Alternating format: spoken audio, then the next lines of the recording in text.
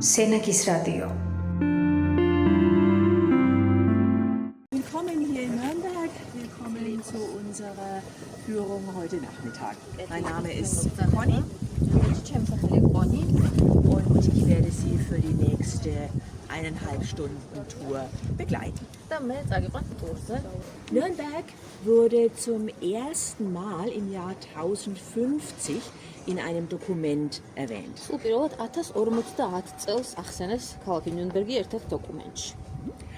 Das heißt, es gibt Städte in Deutschland, die sehr viel älter sind als Nürnberg, die von den Römern gegründet wurden. Das ist in Nürnberg nicht der Fall.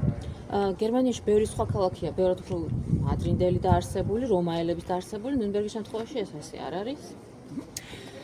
Wir wissen auch, dass eine Siedlung hier wahrscheinlich schon um das Jahr 800 gegeben hat. დაახლოებით 800 წლის პერიოდში 800 წლამდე ცოტა ადრე ცოტა გვიან უკვე არსებობდა დასახლება ამ ტერიტორიაზე. მაგრამ 1050 წელი არის მნიშვნელოვანი წელი, იმიტომ რომ დოკუმენტი გვაქვს ხელმოწერილი იმ დროიდან.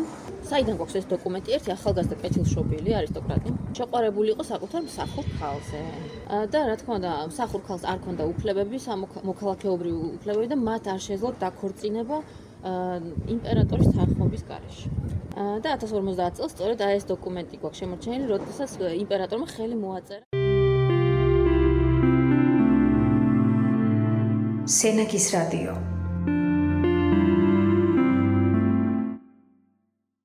ქალაქის პირველი გალავანი აღარ გვაქვს შემორჩენილი, ის იყო ხისგან დამზადებული. და აი ამ სურათზე ჩანს მეორე გალავანი, სად იყო აღნიშნულია, სად იყო მეორე გალავანი ქალაქში.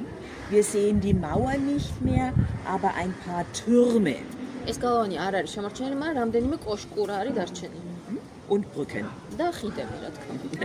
ეს ქალაქის ბირთვი, ისტორიული ბირთვი არის აი ზემოთ გალავნის თავზე, რომ ციხესიმაგრეა იმის წინა ტერიტორია. Den Stadtplan von Nürnberg kennen Sie ungefähr? დაახლოებით გინახავთ ალბათ ნიუნბერგის რუკა, Die Innenstadt, die Altstadt. ცენტრალური ნაწილი ქალაქისა, ძველი ქალაქი. Und hier die Stadtmauer. და ეს არის ქალაქის გალავანი. Diese Stadtmauer ist aus dem 14. und 15. Jahrhundert. გალავანი მე-14-მე-15 საუკუნეებშია აგებული.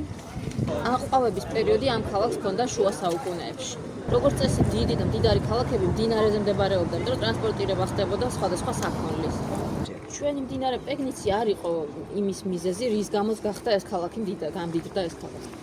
აი ამ დასავლეთ ევროპის რუკას თუ შევხედავთ, ზუსტად ცენტრშია გამოსახული ნიუნბერგი. ეს გზაგასაყარი, სადაც მნიშვნელოვანი სავაჭრო ქარავნები ხვდებოდნენ ერთმანეთს. ჩრდილოეთიდან მომავალი ქარავანი ნიუნბერგის გავლით იტალიაში, სამხრეთში მიდიოდა. აი ამ სავაჭრო მიმოსვლამ ვაჭართა ქარავნებმა ძალიან გაამდიდრა ქალაქი, განსაკუთრებით აღმოსავლეთიდან დასავლეთისკენ მიმავალმა ვაჭართა ჯგუფებმა. და იტალიასთან კავშირსაც შეეხება ვაჭრობის გარდა იტალიასთან ხელოვნებაც გვაკავშირებდა, ვთქვათ, მხატვრობა, სხვადასხვა სამეცნიერო მიმართულებები. Hier so ungefähr sah also so eine Karawane. აი ესე გამოიყურებოდა დაახლოებით ქარავანი 90. 1493 წელს დახატული ნიუნბერგის სურათი. მიმზიდველი იყო როგორც ვაჭრებისთვის, ისე მომლოცველებისთვის Oder sonstige Reisende. და სხვა მოგზაურებისთვის სხვადასხვანაირად. თავიდან მკუთხედი იყო ეს კოშკები და მე აღმოჩენს მე-16 საუკუნეში რომ რგვალი ფორმის კოშკები ბევრად უფრო კარგი თავდაცვითი ნაგებობა იყო და მე მიაშენეს მოამრგვალეს. და ამ სურათზე ჩანს კედლები არის 1 მეტრის სისქის. Und deshalb wurden diese Türme im Zweiten Weltkrieg auch als Luftschutzbunker genutzt. და ამიტომ მეორე მსოფლიო ომის დროს თავდაცვით ბუნკერებადაც იყენებდნენ ამ კოშკებს. ანუ საჰაერო თავდასხმების დროს ბუნკერებად. Senakis Radio. პეგნიცი არის უამრავი წისქვილი განლაგებული. Also das waren Mühlen für das Mehl natürlich. წისქვილი სადაც ქვილი იფხვებოდა, ანუ ხორბალი სავარაუდო. წისქვილის გარდა, სადაც ქვილი იფხვებოდა, არსებობდა წისქვილები, სადაც მავთულს აწარმოებდნენ. და მავთულს იწარმოებდა აი ამ წესით, ეს ნახრეტებიანი რაღაცა, დანადგარი. იქიდან იმაში გამოატარებდნენ ამ მავთულს და ეს ადამიანი იჯდა ამ დროს საქანელაზე, ქანაობაში რაღაცნაირად ქაჩავდა ამ მავთულს და გამოჰქონდა ეს მავთული და ესე იქმნებოდა მავთული. ეს იყო პირვანდელი ვერსია ამის წარმოების მავთულის და მე უკვე წყლის ძალასაც იყენებდნენ როგორც წისქვილში, წყალზე დაფუძნებული საამქროებით შეიქმნა მავთულის საწარმოები. ნიუნბერგის შუა საუკუნეებში ცნობილი იყო როგორც საუკეთესო ხარისხის იარაღის და აღჭურვილობის მწარმოებელი. ამიტომ მეტალის ლითონების ინდუსტრიაც მნიშვნელოვანი ნაწილი იყო საქმიანობის. კიდევ ერთი საქმიანობის სფერო იყო ძალიან ზუსტი რუკების შექმნა. არა მხოლოდ გეოგრაფიული რუკების. Der allererste Globus aus Nürnberg. სულ პირველი გლობუსიც ნიუნბერგში დამზადდა ფურმე. Genau. ქალაქის ბიბლიოთეკაში დგასო.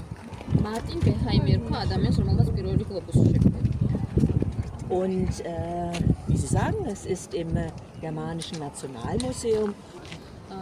UNESCO-ში შესულია როგორც მსოფლიო კულტურული მემკვიდრეობის ძეგლი. ხარს იმიტომ ხედავთ, რომ ეს იყო საზღვაო შესასვლელი კარიბჭე. ბოლო ყველაზე დამანგრეველი წყალდიდობა ნიუნბერგში 1909 წელს მოხდა. სენაკის რადიო.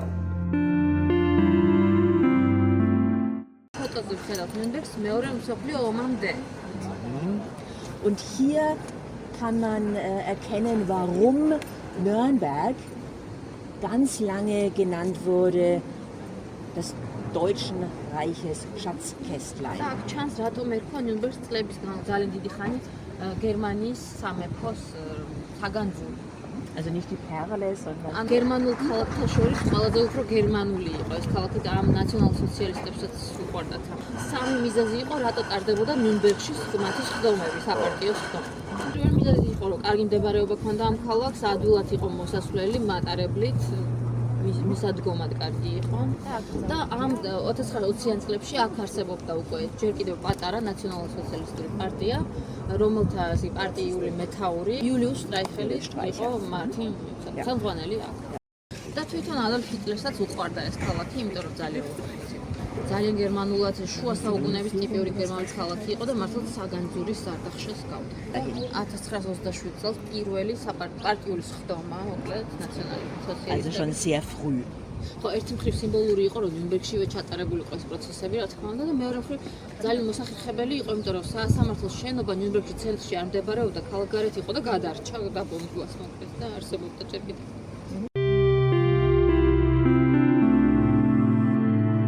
სენაკის რადიო. Also hier nochmal kurz Nürnberg vor dem Zweiten Weltkrieg. Hier Richtung zur Burg. Hier sehen wir den schönen Brunnen. აი, აქ ხედავთ, აი ამ ჭას ძველი ქალაქის 90% იყო განადგურებული. 45 წელია, ზუსტად ეს ადგილია, სადაც გავარ. Den Stadtplan noch von Anfang, wie sich die Stadt im Mittelalter entwickelt hat. შუა საუკუნეების ქალაქის გეგმა გვაქვს აგერ, როგორ ვითარდებოდა ქალაქი შუა საუკუნეებში. ბევრი წყალდიდობა ხდებოდა, ამიტომ დაჭაობებული იყო მიდამო და არ იყო სამშენებლოდ კარგი ნიადაგი. Aber es haben natürlich Leute hier gewohnt und das waren hauptsächlich die jüdischen Mitbürger. მაგრამ ხალხი რა თქმა უნდა ცხოვრობდა და ძირითადად იყვნენ ებრაული წარმოშობის, თუ ებრაელები მაცხოვრებდნენ. Die Stadt hat sich vergrößert, ist gewachsen über den Fluss hinweg. ქალაქი გაიზარდა, გასცდა მდინარის ნაპირებს. Wir sind jetzt Mitte des 14. Jahrhunderts. ეს არის მე-14 საუკუნის შუა წლები. Und dann hat sich die Stadt gedacht, wir hätten gerne einen zentralen Marktplatz. Der wäre doch wunderbar hier.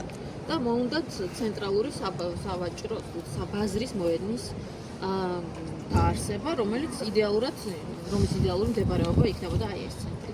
Aber es waren die Juden hier und hier stand eine Synagoge. მაგრამ ეს ებრაელები იყვნენ აქ და სინაგოგა იდგა ამ ადგილას.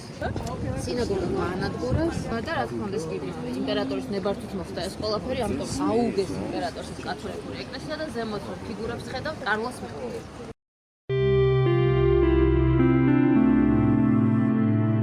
სენაკის რადიო. წმინდა სებალდი არის ნიუნბერგის ქალაქის მფარველი. 1225 წელს აიგო ეს ეკლესია.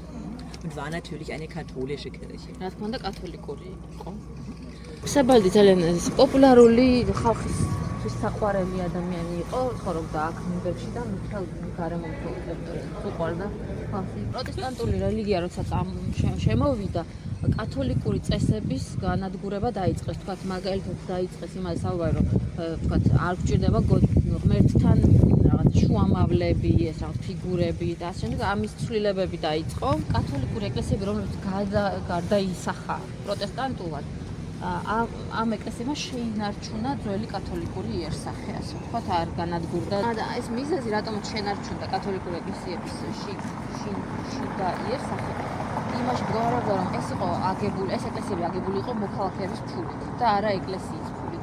ამიტომ მის განადგურება და ცვლილებაც არ შეეძლო და დარჩა ისეთი, როგორც იყო.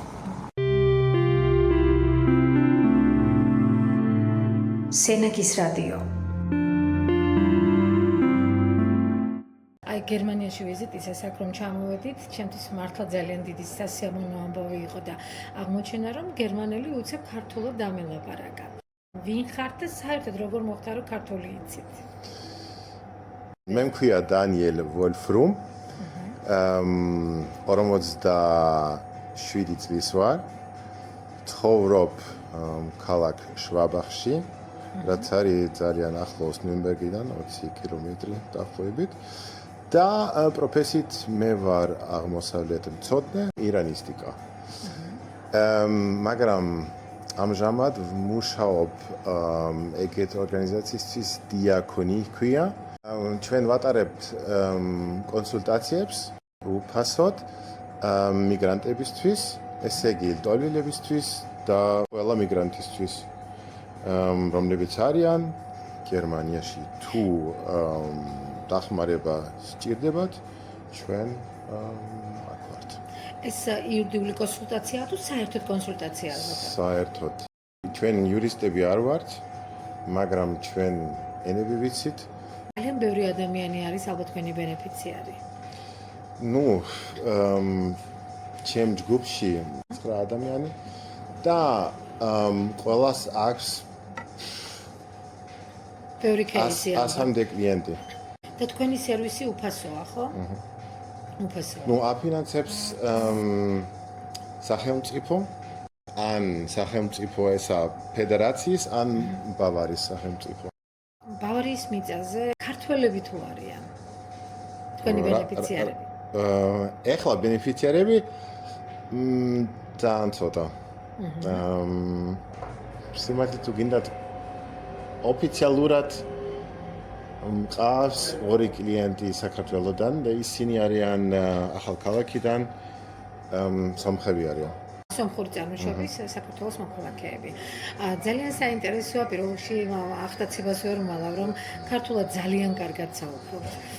როგორ დაიწყო ეს ამბავი, როგორ დაინტერესდით და როგორ ისწავლეთ ეს ენა? როგორ დაიწყო და რა თქმა უნდა, მიზეზი იყო ქალი.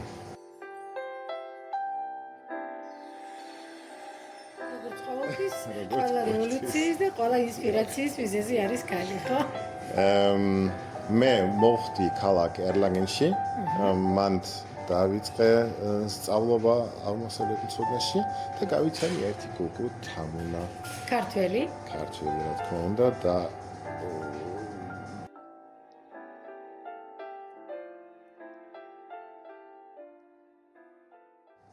იმის გარდა საქართველოს არსებობს და სადღაც აღმოსავლეთ რაიონში მდებარეობს. რო აღმოაჩინეთ და ეს შევარდნაძე. გერმანელს შევარდნაძე გეცოდინებოდათ. დიახ. მე არაფერი არ ვიცოდი ქვეყნაზე და ნელ-ნელა გავიცანი.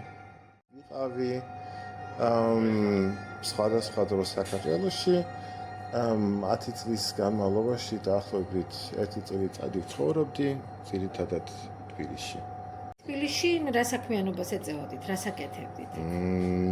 პირველად ტურისტი ვიყავი. ცხოვრობდი მაგ დროს სირიაში, რომ ვისწავლო არაბული ენა, რაც ძალიან მნიშვნელოვანი არის აღმოსავლეთ მცოდნისთვის და ავესტუმრე ჩემ გოგოს საქართველოში თბილისში. ერთ თვე ნახევარი დარჩი ამიტომ თქვენ ახევარში ისწავლეთ ქართული? არა, რა თქმა უნდა, 2-3 წელი არაფერი არ მოსმოდა. ნუ ცალკე ფრაზები გამარჯობა, კარგად, დავლიოთ და რაღაცები.